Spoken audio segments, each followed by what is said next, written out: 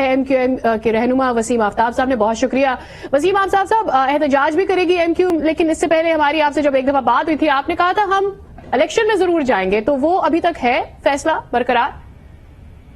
جی، میں نے اس وقت بھی کہا تھا کہ ہم انڈر پروٹیسٹ اس الیکشن کا پارٹیسپیشن میں جائیں گے۔ مطلب یہ کوئی جمہوری الیکشن نہیں کہیں گے، اس کو فیئر اینڈ فری الیکشن نہیں کہیں گے،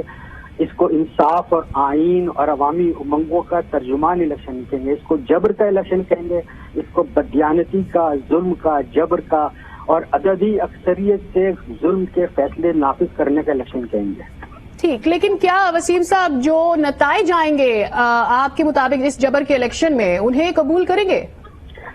جب ہم الیکشن کی اس کی قانونی حیثیت کو نہ تسلیم نہیں کرے تو اس نتائج کو کیسے تسلیم کر سکتے ہیں؟ اس کے نتیجے میں پیپلز پارٹی کی جو فسطائیت ہے، اس کا جو جبر ہے، اس کا جو ظلم ہے جو پچھلے 15 سال سے جاری ہے، یہی سب کچھ ہو رہا ہوگا۔ اور آج جو لوگ اس الیکشن کو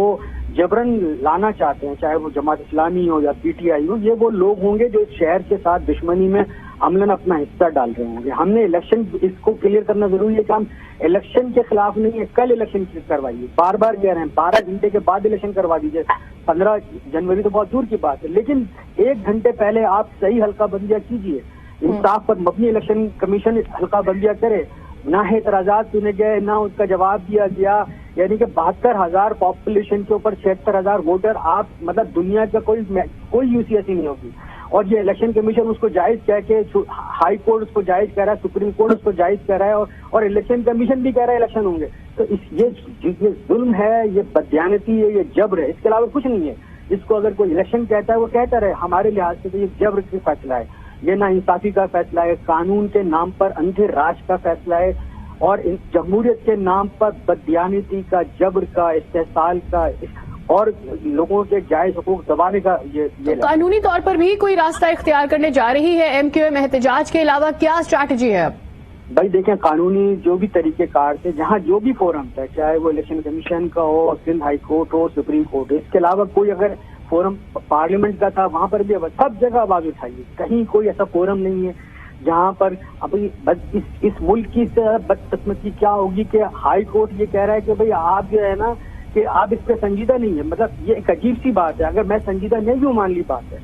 آپ کا کام انصاف کرنا ہے، آپ کا کام یہ نہیں ہے کہ میرے رویے کو دیکھ کے آپ سنجیدہ ہیں یا نہیں ہے، آپ انصاف کیجئے کہ جو میں کہہ رہا ہوں وہ صحیح ہے یا غلط ہے۔ یہ والی اس طرح کا اگر رویہ عدالتوں کا ہو جائے، اور جو ہے الیکشن کمیشن بجائے یہ کہ اپنی ڈیوٹی اپنے فرائض انجام دینے کے بجائے وہ پیپلز پارٹی کو اتنا رائٹ دے دے اور پورا آئین، کانسٹیٹیوشن اور لا خاموش بیٹھ کے تماشائی دیکھتے رہیں، اس کو جو لوگ بھی الیکشن کہہ رہے ہیں وہ کہتے رہیں، لیکن میں نے کہا نا یہ جبر کا فیصلے ہیں، اس کو قانون اور جمہوریت کی تاریخ میں بدترین الفاظوں سے لکھا جائے گا۔ جو لوگ بھی اس کا حصہ بن رہے ہیں، جو یہ کہہ رہے ہیں ایم کیو ایم الیکشن سے بھاگ رہی ہے، ایم کیو ایم الیکشن سے نہیں بھاگ رہی ہے، ایم کیو ایم تو کل چاہتی ہے الیکشن ہو۔ ایم کیو ایم کا دیرینہ مطالبہ ہے کہ 3rd ٹیئر گورنمنٹ مضبوط ہونی چاہیے۔ ہم تو اس بات کا مطالبہ کر رہے ہیں کہ کانسٹیٹیوشن کے اندر علیحدہ سے چیپٹر بنایا جائے جو جہاں پر وہ امپاور کر رہا ہو 3rd ٹیئر گورنمنٹ کو، لیکن بدقسمتی سے یہ ہے کہ چونکہ اس ملک کی تینوں بڑی سیاسی جماعت ہو، چاہے وہ عمران خان ہو، چاہے وہ جو مسلم لیگ نون ہو یا پھر زرداری صاحب ہو، یہ بیسکلی بنیادی طور پہ انتہائی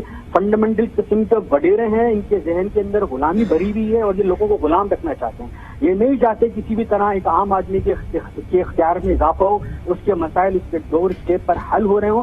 یہ ان کو ایسی جمہوریت چاہیے کہ جہاں لوگ ان کے دست سوالی ہو، ان کے در پہ آئیں،